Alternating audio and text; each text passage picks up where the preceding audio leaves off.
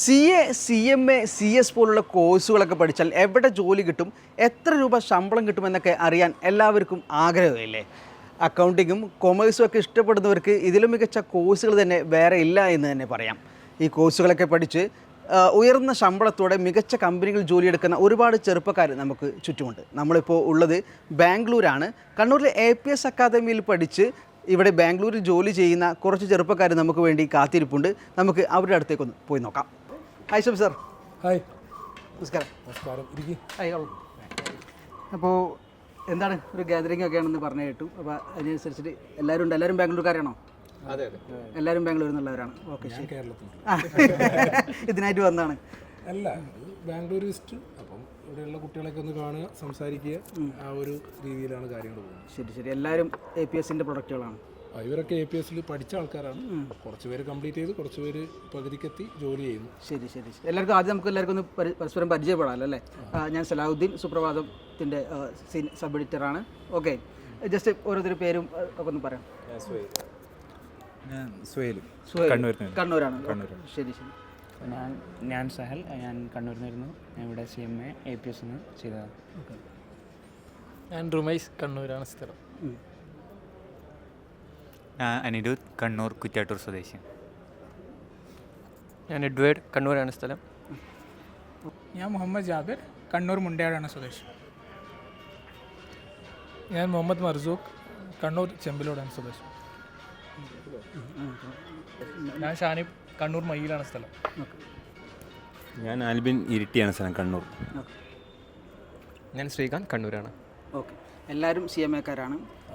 ഷബീർ സാറോടായിട്ട് ചോദിക്കട്ടെ, നമ്മൾ നേരത്തെ കുറച്ച് കാലം മുമ്പ് വരെ CA എന്നുള്ളതായിരുന്നു ഭയങ്കര ഈ അക്കൗണ്ടിങ്ങിൻ്റെ ഒരു ടോപ്പ് ലെവൽ കോഴ്സായിട്ട് എപ്പോഴും പറയപ്പെട്ടിരുന്നു. അപ്പോൾ അവിടുന്ന് മാറി കൂടുതൽ ആളുകൾ ഇപ്പോൾ CMAയിലേക്ക് വരും. എന്താണ് ഈ CAയും CMAയും തമ്മിലുള്ള വ്യത്യാസം?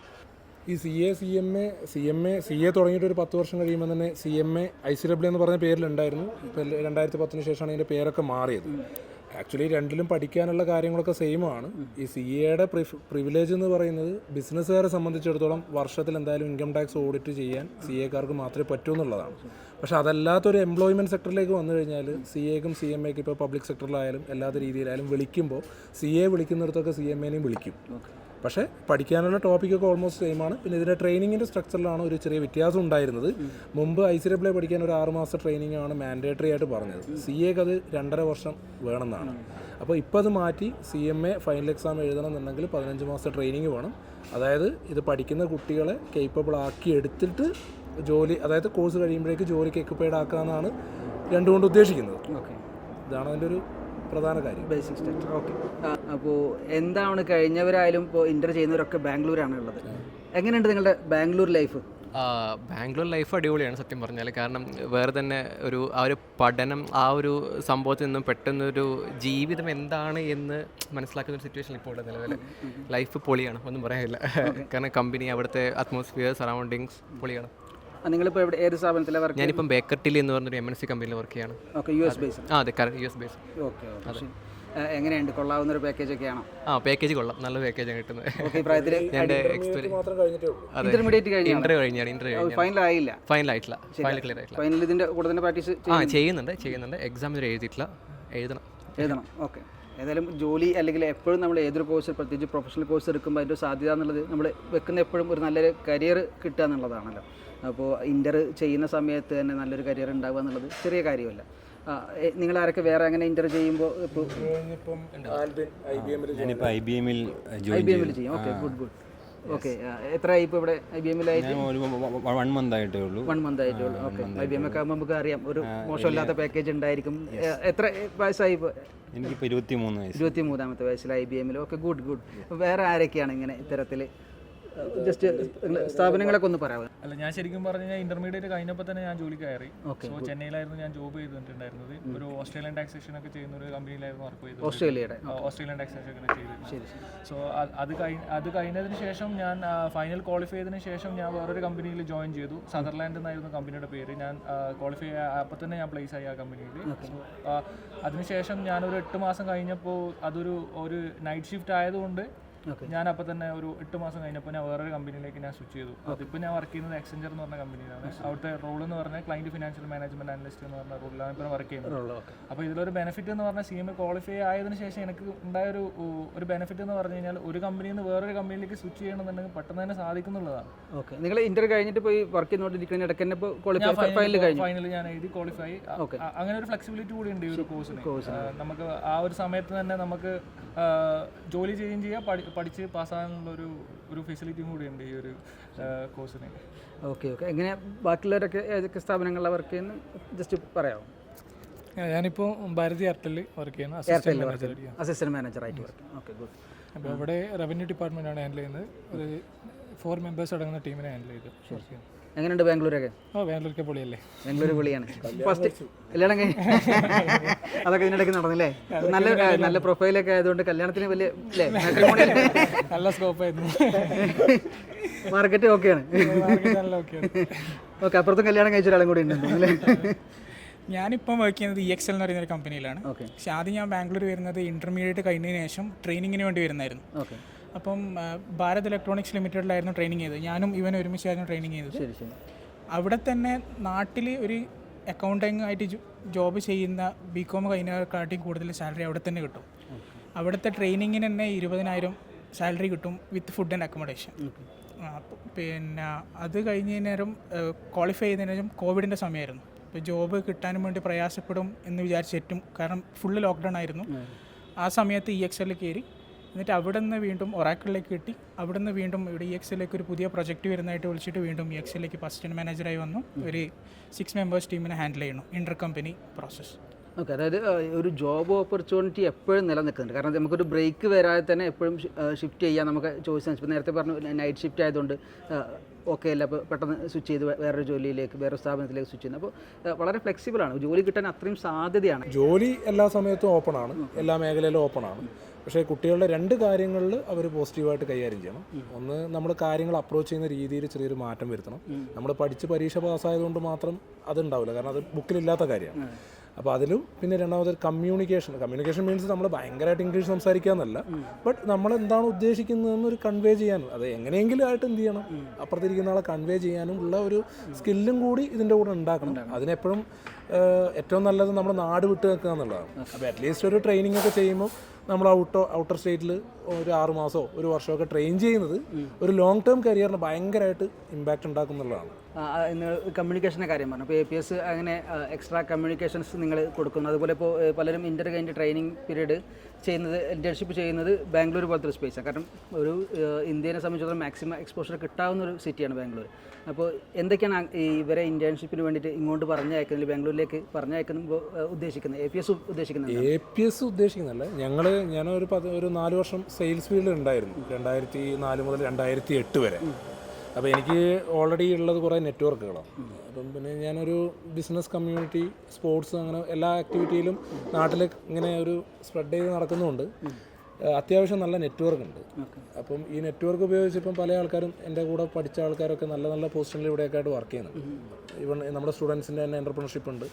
അപ്പോൾ അങ്ങനെയൊക്കെ വരുമ്പോൾ നമുക്ക് ഒരു കുട്ടീനെ എവിടെയെങ്കിലും ഒന്ന് കയറ്റണം, അവൻ്റെ ഒരു കാര്യങ്ങൾ മാറണം, കുട്ടി അതിന് താല്പര്യപ്പെടുന്നുണ്ടെങ്കിൽ നമ്മൾ അവരെ ഒരു എൻട്രി ലെവലിലേക്ക് എത്തിക്കാനുള്ള ഒരു സെറ്റപ്പ് നമ്മൾ ചെയ്തു കൊടുക്കുന്നുണ്ട്. എല്ലാവർക്കും ഇല്ല.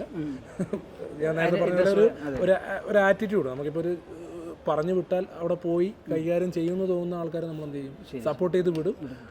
അങ്ങനെ ഇപ്പം കുറച്ച് ആൾക്കാർ ഇതിനകത്ത് ഇപ്പോൾ ഇയാൾ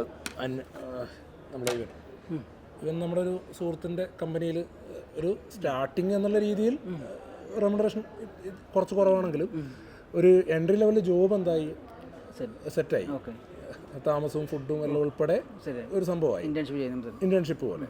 പക്ഷേ അത് 1 വർഷം കഴിയുമ്പോഴേക്ക് പുള്ളി അതിനകത്ത് എക്സ്പോഷർ ആവും. അപ്പോഴേക്ക് ലാംഗ്വേജ് അത്യാവശ്യം ഹിന്ദി, ഇംഗ്ലീഷൊക്കെ അത്യാവശ്യം കൈകാര്യം ചെയ്യാൻ പറ്റുന്ന രീതിയിലേക്ക് മാറും. പിന്നെ ഒരു പേടി ഉണ്ടാവില്ല, നമ്മളിപ്പോൾ പുറം നാട്ടിൽ പോയി കഴിഞ്ഞാൽ നമ്മളെങ്ങനെയാണ് ജീവിക്കുക, ആ ഒരു ബാരിയറൊക്കെ ഈ ഒരു 1 മന്ത് അല്ല ഒരു 6 മന്ത് 1 ഇയർ കൊണ്ട് എന്താവും ബ്രേക്കായി കിട്ടും. പിന്നെ ഓപ്പണായിട്ട് ട്രാൻസ്പെറൻ്റ് ആയിട്ട് സംസാരിക്കാനും, നമുക്ക് പൊതുവെ മലയാളികൾക്കുള്ള ഒരു പ്രശ്നമാണ് നമ്മൾ ഓപ്പൺ അപ്പ് ആവില്ല.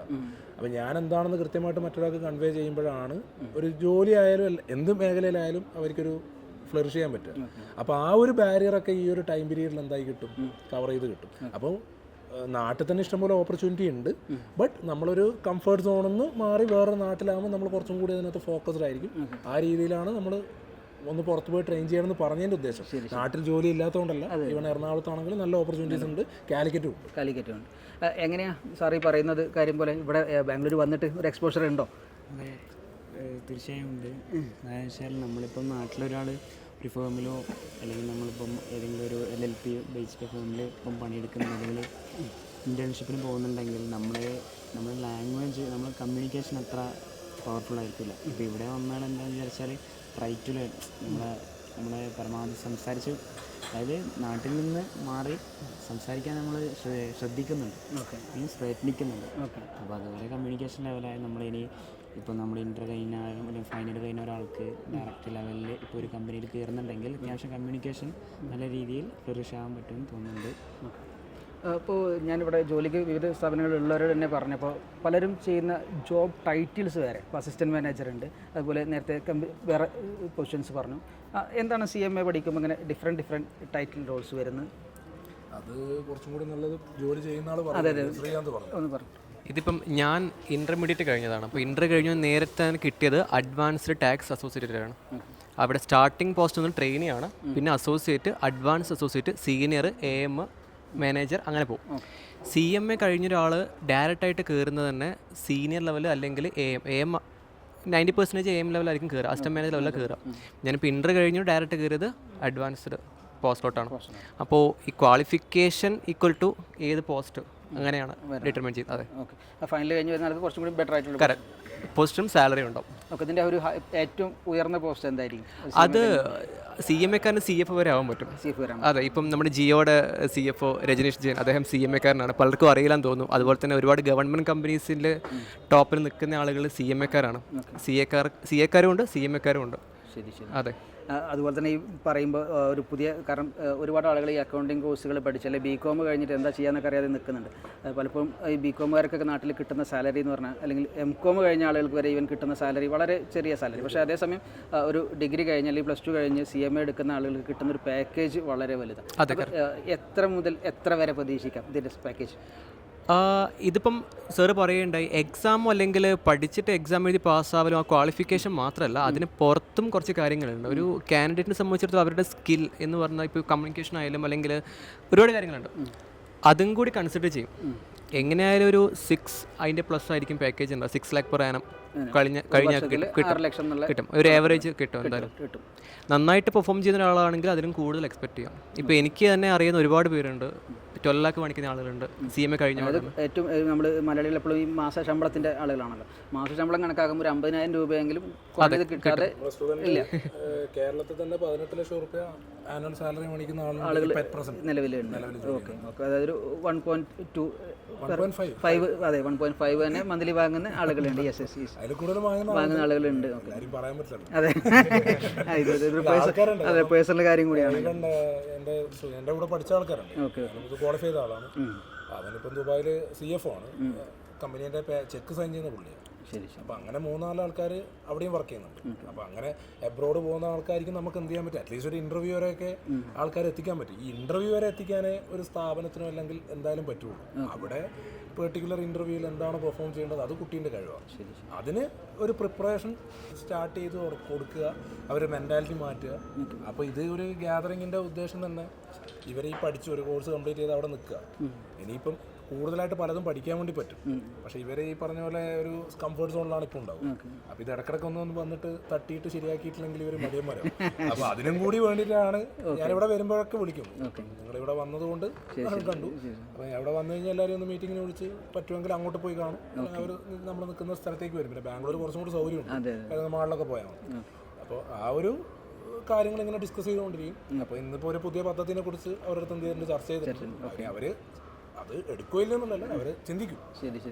അതായത് നിങ്ങൾക്ക് APS തരുന്നൊരു പിന്തുണ എന്ന് പറയുന്നത് വളരെ വലുത്. കാരണം പലരും കോഴ്സ് കഴിഞ്ഞു പോയവരാണ്. ഇപ്പോൾ ഇൻ്റർ ചെയ്യുന്നവർക്കാണെങ്കിൽ ഉണ്ടാകുന്നത്. അപ്പോൾ ഈ നിങ്ങളിപ്പോൾ ഇൻ്റേൺഷിപ്പ് ഇവിടെ ചെയ്യുന്ന ആളുകളെ സംബന്ധിച്ചിടത്തോളം എങ്ങനെയാണ് ഇപ്പോൾ ഈ ഒരു പീരീഡിൽ APS നിങ്ങൾക്ക് തരുന്ന പിന്തുണ എന്താണ്? ജസ്റ്റ് പറയാം. APS നല്ല രീതിയിലുള്ള പിന്തുണ കിട്ടിയിട്ടുണ്ട്. ഇൻറ്റേൺഷിപ്പ് ആയാലും അവിടുന്ന് ഇൻ്റർവ്യൂ ലെവൽ വരെ നമുക്ക് നല്ല രീതിയിൽ പിന്തുണ കിട്ടിയിട്ടുണ്ട്. അതേപോലെ തന്നെ പുതിയ പുതിയ ഓപ്പർച്യൂണിറ്റി വരുമ്പം അത് ഇതിൻ്റെ ജോബിൻ്റെ ഗ്രൂപ്പുകൾ കാര്യങ്ങൾ അതിൽ അപ്ഡേറ്റ് ചെയ്യുക കാര്യങ്ങളൊക്കെ ചെയ്യുന്നുണ്ട്. നല്ല രീതി നിങ്ങൾ ഇവിടെ ആണെങ്കിലും നിങ്ങൾ ഒരു നോട്ടം ഉണ്ടാ രക്ഷിതാക്കൾ നോക്കുന്ന പോലെ തന്നെ ഇവിടെ ബാംഗ്ലൂർ എന്തൊക്കെ ചെയ്യുന്നുള്ള നോട്ടം വരുന്നുണ്ട് ഷബീർ സാറൊക്കെ? UPSC പഠിച്ച കുട്ടികൾ നല്ല രീതിയിലാണെന്നുള്ളൊരു ഉറപ്പ് വരുത്തുന്നുണ്ട് അവർ. ഓക്കെ എല്ലാ പിന്തുണയുണ്ട് അല്ലേ? ഓക്കെ, എല്ലാവരും അതുപോലെ തന്നെ ഇനി ചോദിക്കാനുള്ളത് ഷബീർ സാർ അടുത്ത് തന്നെയാണ്. അതായത് ഈ CMAയിൽ തന്നെ ഇന്ത്യ US എന്നൊക്കെ പറഞ്ഞു വരുന്നുണ്ട്. ഈ 2 രാജ്യങ്ങളിൽ മാത്രമാണോ അതിന് സ്കോപ്പ് ഉള്ളത്? അതൊരു ക്രിട്ടിക്കൽ ക്വസ്റ്റ്യനാണ്. ഈ ചോദ്യത്തിലെല്ലാം പ്രശ്നം എന്ന് വെച്ചാൽ നമ്മൾ ബിസിനസ് ഉള്ളിടത്തോളം കാലം അക്കൗണ്ട്സ്, ടാക്സേഷൻ, കോസ്റ്റിംഗ് ഇതൊക്കെ പ്രയോറിറ്റിയുള്ള സബ്ജക്റ്റാണ്. അപ്പോൾ ഒരു മുതലാളിയെ സംബന്ധിച്ചിടത്തോളം എല്ലാം ഇത് ഒറ്റയ്ക്ക് കൈകാര്യം ചെയ്യാൻ പറ്റില്ല. അപ്പോൾ കുറച്ച് കാര്യങ്ങൾ ഡെലിഗേറ്റ് ചെയ്യണം. അപ്പോൾ ആ ഒരു പെർട്ടിക്കുലർ മേഖലയിൽ അറിവുള്ള അത്യാവശ്യം എക്സ്പോഷറുള്ള ആൾക്കാരെ അവരെന്ത് ചെയ്യും, ഹയർ ചെയ്യും. അപ്പോൾ ഈ ഗവൺമെൻറ്, ടാക്സേഷൻ, അക്കൗണ്ട്സ്, കോസ്റ്റിംഗ് ഇതിൽ ഏറ്റവും പ്രധാനപ്പെട്ട കോസ്റ്റിംഗ് റിലേറ്റഡ് ആണ്. അപ്പോൾ ഈ കോസ്റ്റിംഗ് റിലേറ്റഡ് ആയിട്ട് ചെയ്യുന്നതിൽ ഇന്ത്യയിൽ ഇന്ത്യൻ CMA ഉണ്ട്. പിന്നെ മാനേജ്മെൻറ്റ് ലെവലിൽ സർട്ടിഫിക്കേഷൻ കോഴ്സാണ് US-ൻ്റെത്. അപ്പോൾ US-ൻ്റെ കോഴ്സിന് കുറച്ചും കൂടി ഒരു വാല്യൂ എപ്പോഴും പുറത്തുള്ള രാജ്യക്കാർ കാണാറുണ്ട്. അപ്പോൾ അതുകൊണ്ട് തന്നെ മാനേജ്മെൻറ്റ് ആൻഡ് അഡ്മിനിസ്ട്രേഷൻ ലെവലിൽ കോസ്റ്റ് കൺട്രോൾ, കോസ്റ്റിംഗ്, ആ ഒരു ഏരിയ ഉണ്ട്, മെറ്റീരിയൽ പ്രൊക്യൂർമെൻറ്റ്, ആ മേഖലയിലൊക്കെ CMAക്കാർക്ക് ഒരുപാട് ഓപ്പർച്യൂണിറ്റീസ് ഉണ്ട്. പിന്നെ പണ്ട് ഇതൊരു സ്റ്റാറ്റ്യൂട്ടറി ആയിട്ട് എവിടെയും മാൻഡേറ്ററി അല്ല. ഒരു കമ്പനിക്ക് എന്തല്ല ഒരു കോസ്റ്റിംഗ് ഡിപ്പാർട്ട്മെൻറ്റ് ഉണ്ടായിരിക്കണമെന്ന് മാൻഡേറ്ററി അല്ല. പക്ഷേ ഇപ്പം കമ്പനികളെ സംബന്ധിച്ചിടത്തോളം ടൈറ്റ് കോമ്പറ്റീഷൻ വരുന്നത് കൊണ്ട് തന്നെ പ്രൈസിങ് ഒരുപാട് കൂട്ടാൻ പറ്റില്ല. പിന്നെ കൺട്രോൾ ചെയ്യാൻ പറ്റുന്നത് എന്തിൽ മാത്രമാണ്? കോസ്റ്റിങ്ങില്ല. അപ്പോൾ അത് കൃത്യമായിട്ട് ചെയ്യാൻ അറിയുന്ന, കൃത്യമായിട്ട് ചെയ്യുന്ന ആൾക്കാർക്ക് വേൾഡ് വൈഡ് ഓപ്പർച്യൂണിറ്റിയാണ്. കാരണം ഇതിനകത്ത് അറിവ് മാത്രമേ ഉള്ളൂ. അറിവും അത് പ്രസൻറ്റ് ചെയ്യാനുള്ള സ്കില്ല് അതുണ്ടെങ്കിൽ ക്വാളിഫിക്കേഷൻ ഒരു ആഡംബരമായിട്ട് അവിടെ വെക്കാം. ഇങ്ങനെ ഒരാളാണ്. പക്ഷെ ഇഷ്ടംപോലെ ഓപ്പർച്യൂണിറ്റീസ് ഇപ്പം ഗ്രാജുവലി വന്നുകൊടുക്കാം. ഇപ്പം ആൾക്കാരെ കിട്ടാനില്ല. പല ആൾക്കാരും പറയുന്ന ഒരു സ്കില്ലുള്ള ആൾക്കാരെ കിട്ടാനില്ല എന്നാണ്. അപ്പോൾ ഈ കോഴ്സിലൊക്കെ എന്തുണ്ട്? സ്കില്ല് ജനറേറ്റ് ചെയ്യാനുള്ള എല്ലാ കാര്യങ്ങളും മോഡ്യൂൾസൊക്കെ ഉണ്ട്. പക്ഷെ അത് യൂട്ടിലൈസ് ചെയ്യുന്നതിൽ ചെറിയ വേരിയേഷൻ വരുന്നത് കൊണ്ടാണ് ചില ആൾക്കാർ പറയുന്നത് ടഫാണ്, അങ്ങനെയാണ്, അങ്ങനെ. പർപ്പസ്ഫുള്ളി പഠിക്കുന്ന ഒരാളെ സംബന്ധിച്ചിടത്തോളം ഈ കോഴ്സ് എന്താവില്ല, ടഫല്ല, ഹൈലി ബെനിഫിഷ്യൽ ആണ്. വളരെ മിനിമം ഇൻവെസ്റ്റ്മെൻ്റ് ആണ്. ഒരു MBBS പഠിക്കേണ്ടതിനൊന്നും 10-1 എക്സ്പെൻസ് വരും. ഒരു ഹൈ പ്രൊഫഷണൽ കോഴ്സിലേക്ക് വളരെ ഈസി ആയിട്ട് എത്താൻ പറ്റും. ഏറ്റവും ചെറിയ ഉദാഹരണം ഇവനാണ്. കാരണം പുള്ളി ഡിഗ്രി കഴിഞ്ഞു, 1 വർഷം കൊണ്ട് ഇൻ്റർമീഡിയറ്റ് കംപ്ലീറ്റ് ചെയ്തു. ഒരു 1.5 വർഷമായിട്ടുണ്ടാവും ഫീൽഡിൽ. ഈ 1.5 വർഷം കൊണ്ട് നല്ലൊരു കമ്പനിയിൽ നല്ല പോസ്റ്റ്, ഞാൻ സാലറിൻ്റെ കാര്യമല്ല പറയുന്നത്, അദ്ദേഹത്തിന് കൺവീനിയൻ്റ് ആയിട്ട് ചെയ്യാൻ പറ്റുന്ന ഒരു ജോലി വളരെ ആത്മാർത്ഥത്തോടുകൂടി കമ്മിറ്റഡ് ആയിട്ടും ചെയ്യുന്നുണ്ട്. പുള്ളി മേ ബി 1-2 വർഷം കൊണ്ട് ഒരു സീനിയർ പോസ്റ്റിലേക്ക് എത്തും എന്നാണ് എൻ്റെ ആഗ്രഹം. എത്തണം എന്നാണ്. ഇതുപോലെയുള്ള വേറെ ഒരുപാട് പേര് കുറേ ആൾക്കാരുണ്ട്. ഇപ്പം KPMG വർക്ക് ചെയ്യുന്ന ആളുണ്ട്, IBM തന്നെ വർക്ക് ചെയ്യുന്ന ആളുണ്ട്. ക്വാളിഫിക്കേഷൻ ഇല്ലാതെ തന്നെ നല്ല പൊസിഷനിൽ വർക്ക് ചെയ്യുന്ന ഒരുപാട് ആൾക്കാരുണ്ട്. ബട്ട് കുറച്ച് ആൾക്കാർ റംസാനൊക്കെ വരുന്നതിൻ്റെ ഭാഗമായിട്ട് നാട്ടിലേക്ക് പോയിരിക്കുകയാണ്. പിന്നെ പാസ്പോർട്ട് വെരിഫിക്കേഷൻ, ഒരാൾക്ക് കമ്പനി മാറ്റം കിട്ടി. ഇപ്പോൾ ഇവർ നേരത്തെ പറഞ്ഞ ബെല്ല് എന്ന് പറഞ്ഞ കമ്പനീൻ്റെ ട്രെയിനി ആയിട്ട് ഒരാൾക്ക് സ്ഥാനക്കയറ്റം കിട്ടി. അപ്പോൾ ആ പുള്ളി അങ്ങോട്ട് പോയി, അതിൻ്റെ സ്വിച്ചിങ്ങിൻ്റെ ഭാഗമായിട്ട് വീട്ടിൽ പോയി. അങ്ങനെ ആൾക്കാർ ഒരു 10-15 ആൾക്കാർ നല്ല പൊസിഷനിൽ ഇവിടെ തന്നെ വർക്ക് ചെയ്യുന്നുണ്ട്. ചില സാഹചര്യങ്ങളിൽ നമുക്ക് വിളിച്ചാൽ കിട്ടില്ല. ഇപ്പോൾ നിങ്ങളിവിടെ നേരത്തെ ഇവിടെ ബാംഗ്ലൂരിനെ എസ്റ്റാബ്ലിഷ് ആയ കുറേ ആളുകളുണ്ട് അല്ലേ? കുറച്ച് കാലമായിട്ട് ഇവിടെ ബാംഗ്ലൂരുള്ളവരുണ്ട്. അപ്പോൾ ഈ APS-നൊക്കെ വരുന്ന പുതിയ ഇൻറ്റേൺഷിപ്പിനൊക്കെ വരുന്നവരെ എങ്ങനെയാണ് നിങ്ങൾ കൊടുക്കുന്നൊരു സപ്പോർട്ട് എന്താണ്? ഞങ്ങൾക്ക് APS-ൽ ഇവിടെ ജോബ് കിട്ടിയിട്ടുള്ള ആൾക്കാർക്ക് ഞങ്ങൾക്കൊരു വാട്സപ്പ് ഗ്രൂപ്പുണ്ട്.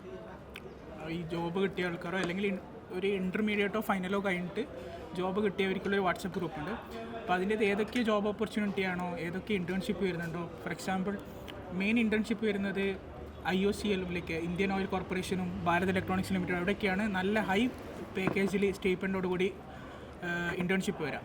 അപ്പോൾ അങ്ങനത്തെ നോട്ടിഫിക്കേഷൻ വരുമ്പോൾ കാര്യങ്ങളൊക്കെ ഞങ്ങൾ എന്ത് ചെയ്യും, ഷബീർ സാറിയോ അല്ലെങ്കിൽ ആ ഗ്രൂപ്പിൽ അപ്ഡേറ്റ് ചെയ്യും. അപ്പോൾ ഷബീർ സാർ പൊതുവെ അവിടെ പഠിച്ചുകൊണ്ടിരിക്കുന്ന ഇൻ്റർമീഡിയറ്റ് ക്വാളിഫയർക്ക് പിന്നെ പറഞ്ഞു കൊടുക്കുകയും അവരെന്ത് ചെയ്യും, ആ ഇൻ്റർവ്യൂ പോയി അറ്റൻഡ് ചെയ്യണം. ഫോർ എക്സാമ്പിൾ ഇന്നൊരാൾ BL-ൽ ഇൻ്റർവ്യൂ കിട്ടിയെന്ന് പറഞ്ഞു, അതൊക്കെ ഞങ്ങൾ ഗ്രൂപ്പിലിട്ട് ആ നോട്ടിഫിക്കേഷൻ അറിഞ്ഞ് അങ്ങനെ അവർ ഇൻ്റർവ്യൂ അറ്റൻഡ് ചെയ്ത് കിട്ടുന്നതാണ്.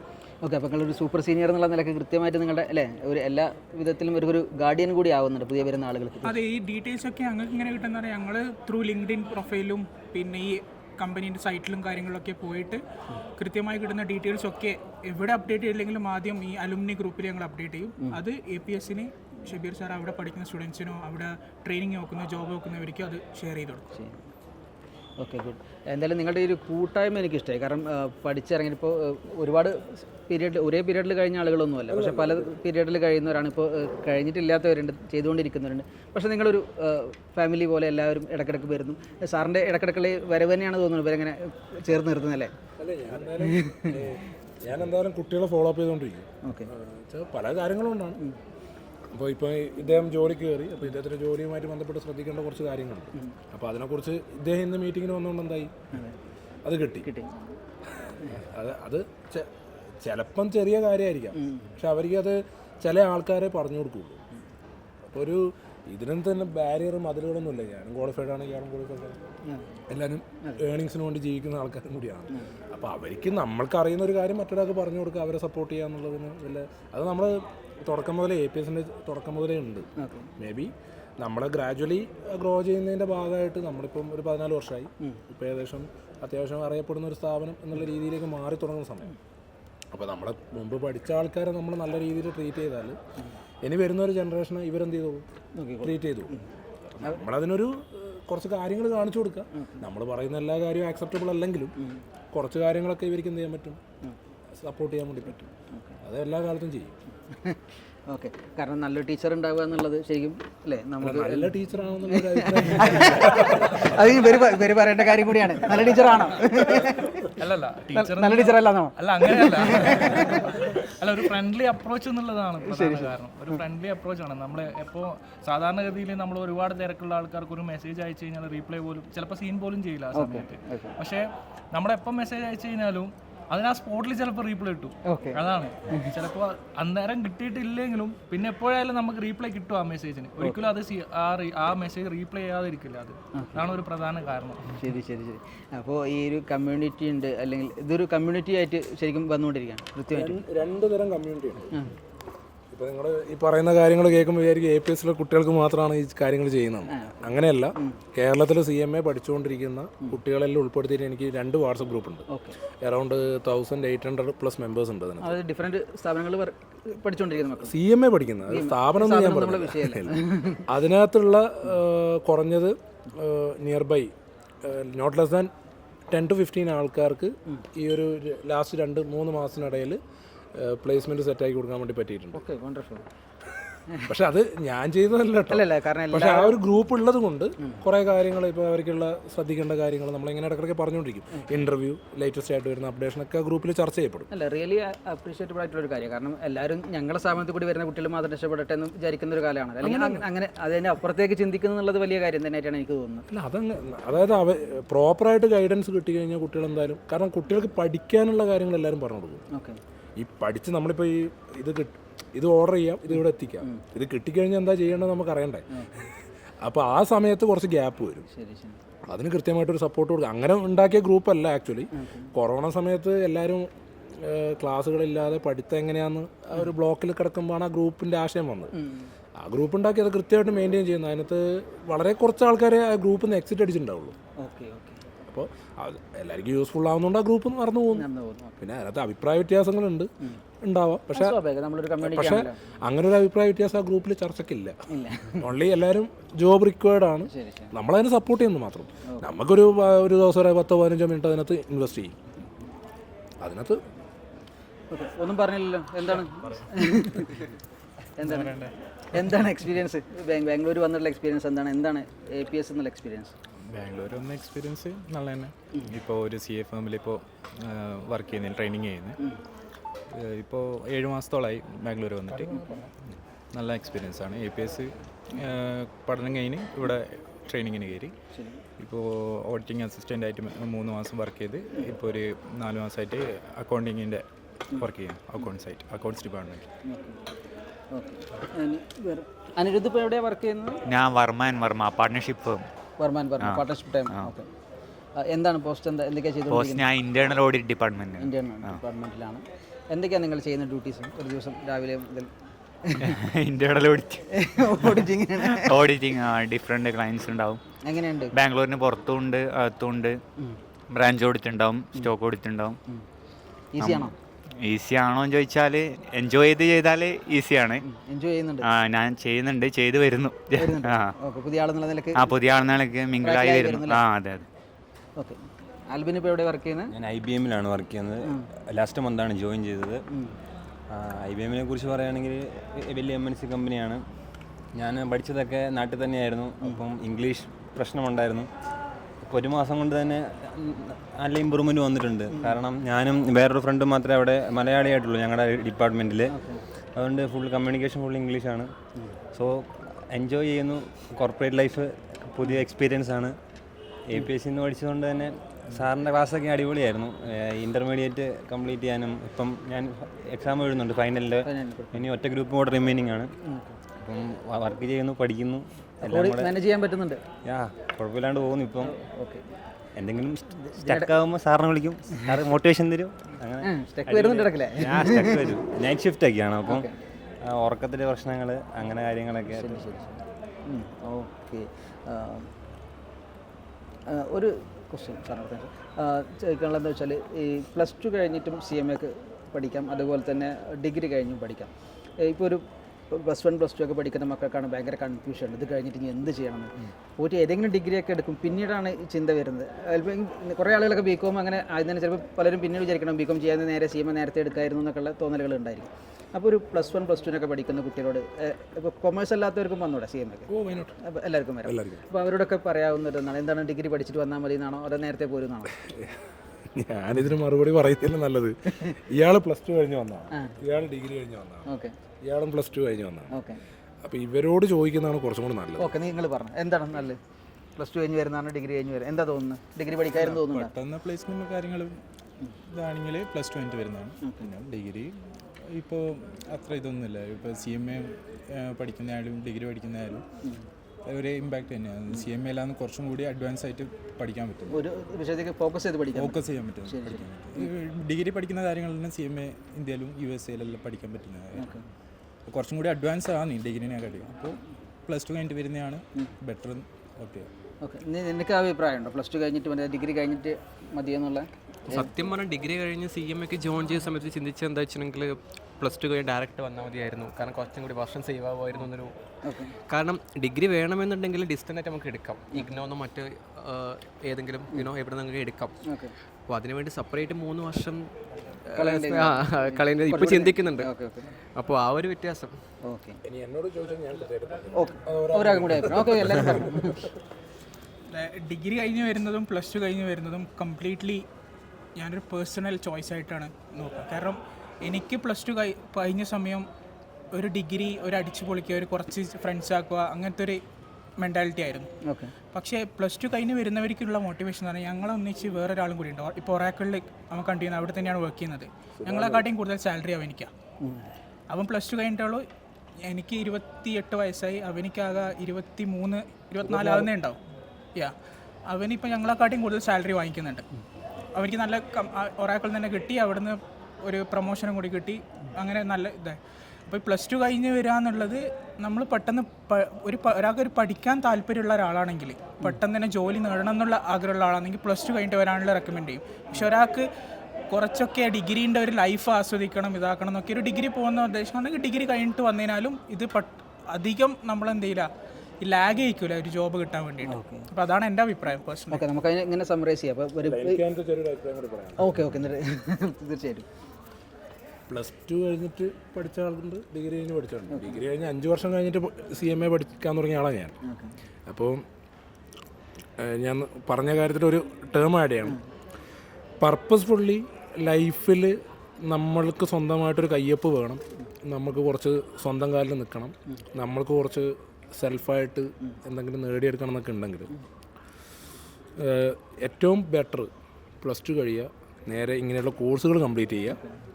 എന്നിട്ട് അതിന് ശേഷം 1 വർഷമോ 2 വർഷമോ കുറച്ച് ലൈഫൊക്കെ എൻജോയ് ചെയ്ത് പിന്നെ ഒരു ജോലിക്ക് കയറാൻ പോയി കഴിഞ്ഞാലും കയ്യിൽ ഈ പറഞ്ഞ സാധനങ്ങൾ ഉള്ളത് കൊണ്ട് ബാരിയേഴ്സ് ഉണ്ടാവില്ല. നമ്മളെ സ്റ്റുഡൻസിന് പറ്റുന്നൊരു മിസ്റ്റേക്ക് എന്താ വെച്ചാൽ ഡിഗ്രി ലൈഫ് ചിലപ്പോൾ അടിച്ചു പൊളിക്കും, നല്ലതാണ്, വലിയ റെസ്പോൺസിബിലിറ്റി ഒന്നുമില്ല. കാരണം ഈ കോഴിക്കോട് യൂണിവേഴ്സിറ്റിൻ്റെ ഒക്കെ എക്സാമിൻ്റെ 2 ആഴ്ച മുമ്പ് എക്സാം പ്രിപ്പറേറ്ററി ക്ലാസ് എന്ന് പറഞ്ഞൊരു ക്ലാസ് ഉണ്ട്, പല പ്രൈവറ്റ് ഇൻസ്റ്റിറ്റ്യൂട്ട് കൊടുക്കുന്നതാണ്. അതിൽ 2 ദിവസം കൊണ്ട് പോയിരുന്നു കഴിഞ്ഞാലും പരീക്ഷ പാസ്സാകാൻ പറ്റുന്നുണ്ട്. പിന്നെ 3 കൊല്ലം കളഞ്ഞിട്ട് ആ പരീക്ഷ പാസ്സാവണോ എന്നുള്ളത് മാത്രമാണ് അവിടുത്തെ ചോദ്യം. പക്ഷേ ഈ ഡിഗ്രി കഴിയുന്ന സമയം കൊണ്ട് പർപ്പസ്ഫുള്ളി പഠിക്കുകയാണെങ്കിൽ ഡിഗ്രി കഴിഞ്ഞാലും +2 കഴിഞ്ഞാലും ഇറ്റ് ഈസ് ബെനഫിഷ്യൽ. അല്ലാതെ ഇതൊരു കളി തമാശ കിട്ടുന്നുണ്ടെങ്കിൽ കിട്ടട്ടെ എന്ന് വെച്ചിട്ട് അപ്രോച്ച് ചെയ്യുന്ന ആൾക്കാരാണെങ്കിൽ ഇങ്ങനെയുള്ള പ്രൊഫഷണൽ കോഴ്സുകൾക്ക് പോകാതിരിക്കുക എന്നുള്ളതാണ് ഏറ്റവും ബെറ്റർ. വൺസ് ഇനീഷ്യലി ചിലപ്പം ഈ ശമ്പളത്തിലൊക്കെയുള്ള ഇയാൾ പറഞ്ഞ പോലെ ഏറ്റക്കുറച്ചിലൊക്കെ ഉണ്ടാവും. ബട്ട് ഒരു 2-3 വർഷത്തെ എക്സ്പീരിയൻസ് കൊണ്ട് ഈ പറഞ്ഞ തടസ്സങ്ങളെല്ലാം എന്ത് ചെയ്ത് കിട്ടും, നീങ്ങി കിട്ടും. എല്ലാവരും ഒരേ ലെവലിലേക്ക് എത്തും. പിന്നെ ടൈം കൂടുന്നോറും ഉള്ള പ്രശ്നം എന്ന് പറഞ്ഞാൽ നമുക്ക് പഠിക്കാനുള്ള ഫോക്കസ് കുറഞ്ഞു വരും. കാരണം ഫാമിലി പ്രഷർ, ഫ്രണ്ട്സിൻ്റെ പ്രഷർ, കമ്പാരിസൺ, നാട്ടുകാരുടെ ചോദ്യങ്ങൾ, ഞാനിതൊക്കെ ഫേസ് ചെയ്തിട്ടുള്ളതുകൊണ്ട് എനിക്ക് നല്ല എക്സ്പീരിയൻസാണ്. അതുകൊണ്ട് ഞാൻ ആകെ എല്ലാവരോടും പറയുന്നത്, എല്ലാവരും പഠിക്കുന്ന ആളോട് പറയുന്ന ആകെ കാര്യം, നിങ്ങൾക്ക് പഠിക്കാൻ പറ്റുമെങ്കിൽ പഠിച്ചു, അതിന് അളവൊന്നും നോക്കണം. ബട്ട് നല്ല ഫാമിലിയിൽ നല്ല സപ്പോർട്ടുള്ള സമയത്ത് നമുക്കിത് അച്ചീവ് ചെയ്ത് വെക്കാൻ പറ്റുകയാണെങ്കിൽ ലൈഫ് പെട്ടെന്ന് വളരെ സ്മൂത്തായിട്ട് റൺ ചെയ്ത് കൊണ്ടുപോകാൻ വേണ്ടി പറ്റും. അങ്ങനെ ഒരുപാട് കുട്ടികളെ എനിക്ക് നേരിട്ട് അറിയാം.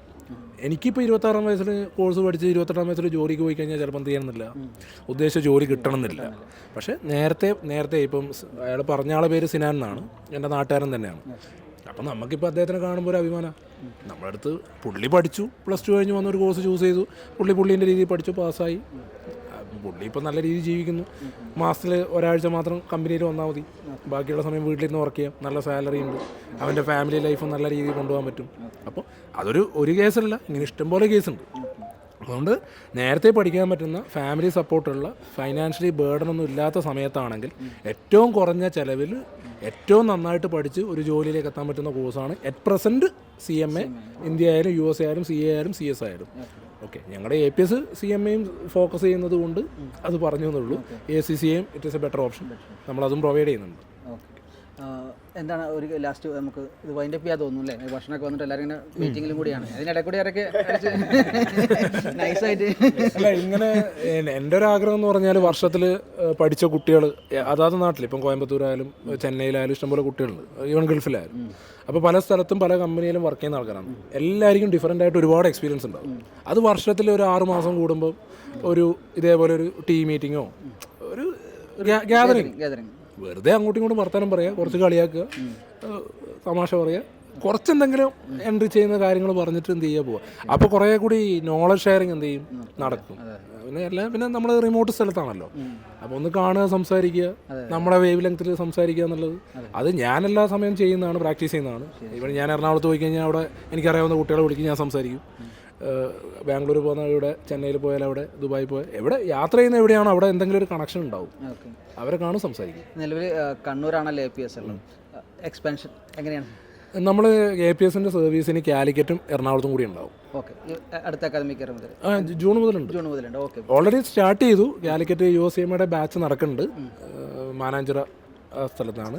അതിൻ്റെ ഫുൾ അഡ്രസ്സും കാര്യങ്ങളൊക്കെ നമുക്ക് ഞാൻ തരാം. ഓക്കെ, നമ്മൾ ഒരു ഫൈനൽ ക്വസ്റ്റ്യൻ ആയി ചോദിക്കാം. നമ്മൾ നിറയെ ഇൻസ്റ്റിറ്റ്യൂട്ടുകളുണ്ട്, നാട്ടിലായാലും ഇവിടെയൊക്കെ ആയാലും CMA ഒക്കെ പഠിപ്പിക്കുന്ന ഒരുപാട് ഇൻസ്റ്റിറ്റ്യൂട്ടുകളുണ്ട്. എന്തുകൊണ്ട് APS ഞാൻ തിരഞ്ഞെടുക്കണം?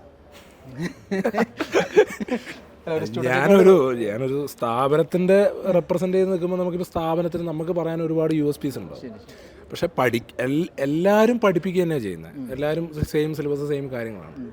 പക്ഷെ നമ്മളതിൽ കുറച്ച് വ്യത്യാസങ്ങളുണ്ട്. അതിന് ഞാൻ സിമ്പിളി പറയുന്നൊരു വേർഡാണ് സെയിം ഡിഫറെൻ്റ് എന്നാണ് ഞാൻ പറയാം. നമ്മളെന്തായാലും ഡിഫറെൻ്റ് ആണ്. അതിന് നിങ്ങൾക്ക് എന്തെങ്കിലും തരത്തിലൊരു സംശയം ഉണ്ടെങ്കിൽ നിങ്ങൾക്ക് ഇവരോട് ഇവരാണ് ഫൈനലി അത് പറയേണ്ടത്. എന്തുകൊണ്ട് നിങ്ങളെടുത്തതുപോലെ നിങ്ങളുടെ ഒരു അടുത്ത ജനറേഷൻ അല്ലെങ്കിൽ വരുന്ന ആളുകളോട് എന്തുകൊണ്ട് നിങ്ങൾ ഇവിടെ APS സെലക്ട് ചെയ്യണമെന്ന് പറയും? എൻ്റെ മെയിൻ റീസൺ ഇപ്പോൾ സാറ് പറഞ്ഞ പോലെ തന്നെ എല്ലാ ഇൻസ്റ്റിറ്റ്യൂട്ടിലും ഇങ്ങനെ പഠിക്കണം എന്ന് പറഞ്ഞു കൊടുക്കും. പക്ഷേ എങ്ങനെ പഠിക്കണം, അതിനെ എങ്ങനെ അപ്രോച്ച് ചെയ്യണമെന്ന് ഒരു ഇൻസ്റ്റിറ്റ്യൂട്ടും പറഞ്ഞു കൊടുക്കുന്നില്ല നിലവിൽ. അത് APSലെ ഫാക്കൽറ്റീസ് നമുക്ക് വൃത്തിയായിട്ട് പറഞ്ഞു തരുന്നുണ്ട്.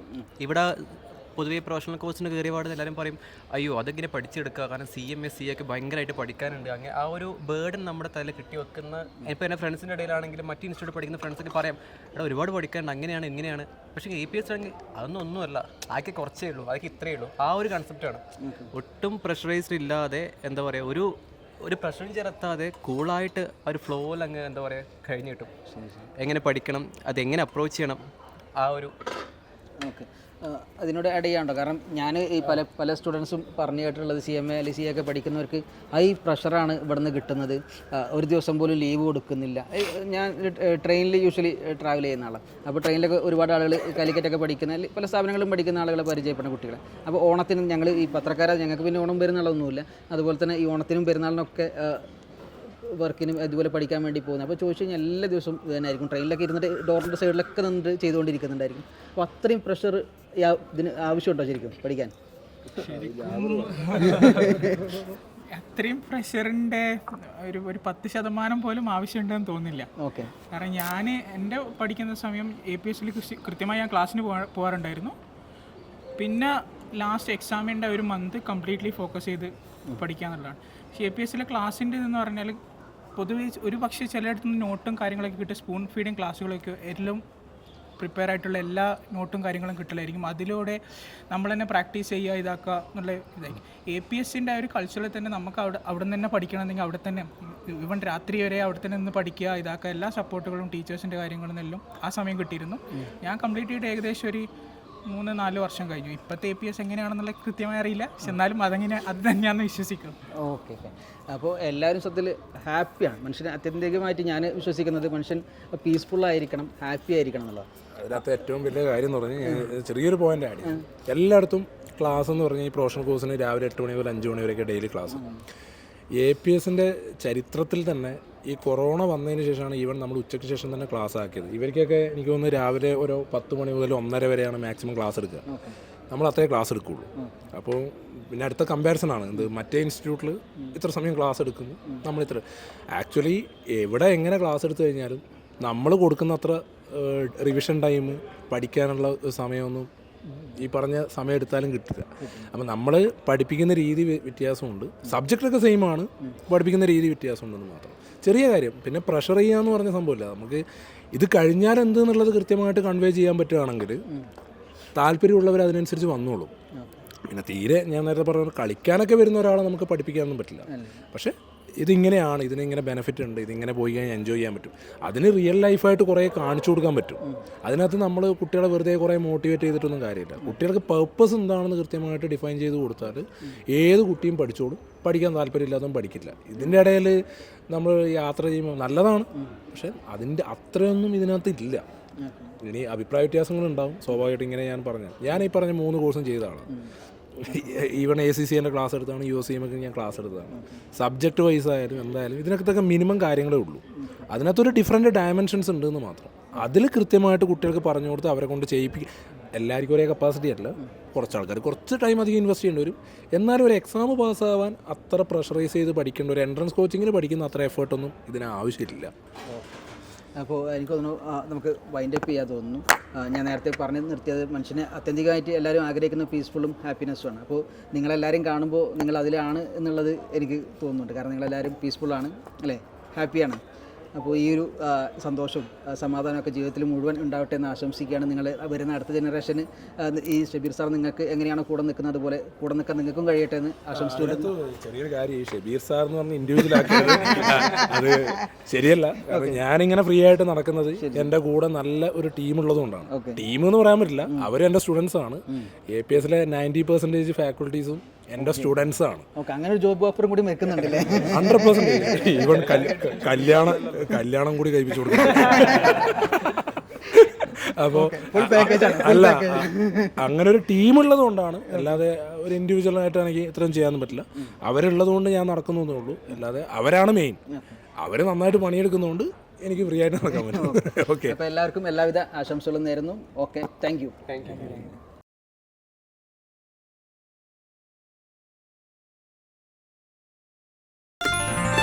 waytonikah.com, the exclusive Muslim matrimonial site.